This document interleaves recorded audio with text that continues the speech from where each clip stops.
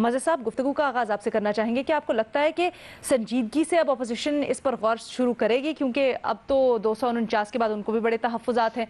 अगर तारीख देखी जाए तो 70 से लेकर अब तक कोई ऐसा नतीजा नहीं है जो किसी भी पार्टी ने खुले दिल से कबूल किया हो।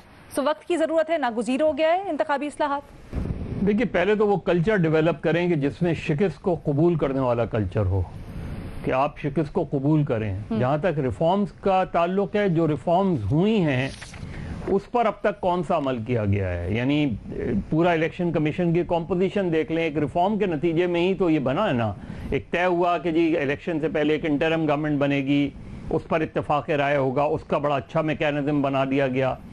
फिर ये तय हुआ कि चीफ इलेक्शन कमिश्नर की वीटो पावर ख़त्म कर दी गई।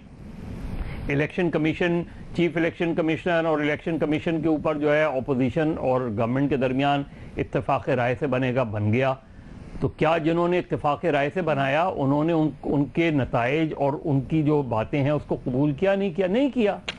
तो आइंदा कैसे करेंगे? इस चीज़ की क्या गारंटी है कि आज आप एक बहुत ही बेहतरीन रिफॉर्म्स कर डालें, उसके बाद आप उसी इलेक्शन कमीशन के ऊपर एक्यूजिशन लगाते हैं, सीरियस एलिगेशंस लगाते हैं। तो मेरा ख्याल है कि पहले तो सियासी जमातों का अपना माइंडसेट चेंज करने की ज़रूरत है, उनके अंदर डेमोक्रेटिक कल्चर फ़रोग पाने की ज़रूरत है। जब तक पार्टी के अंदर, जब तक मेरे घर की सफाई नहीं होगी तो मैं बाहर की सफाई की बात करता हूँ, घर में सफाई करने को तैयार नहीं हूँ। बाहर जमहूरियत की बात करता हूँ, घर के अंदर जमहूरियत लाने को तैयार नहीं हूँ। बाहर मैं लीडरशिप की बात करता हूँ, घर के अंदर लीडर किसी दूसरे को लीडर मानने को तैयार नहीं हूँ।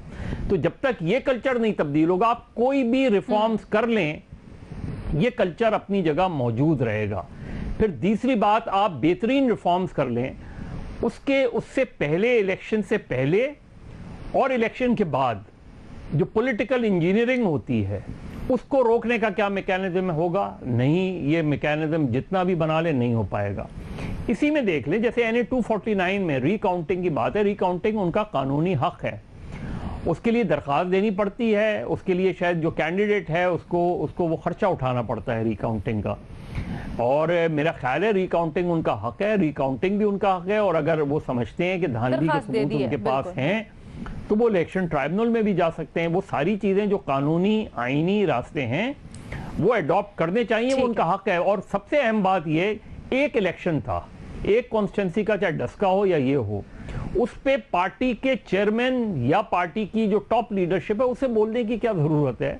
ये लोकल इलेक्शंस होते हैं, इसके ऊपर लोकल लीडरशिप बोली जाती है, प्रोविंशियल लीडरशिप जो है बयान देती है।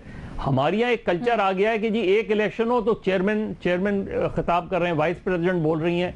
ये इस तरह का जब तक कल्चर आप बेहतर नहीं करेंगे, कोई भी आप मुज़ाकरात करें, बिल्कुल ज़रूरत है, लेकिन जो रिफॉर्म्स करें उनको फिर मानने की ज़रूरत है, उनको फिर तस्लीम करने की ज़रूरत है। ठीक है।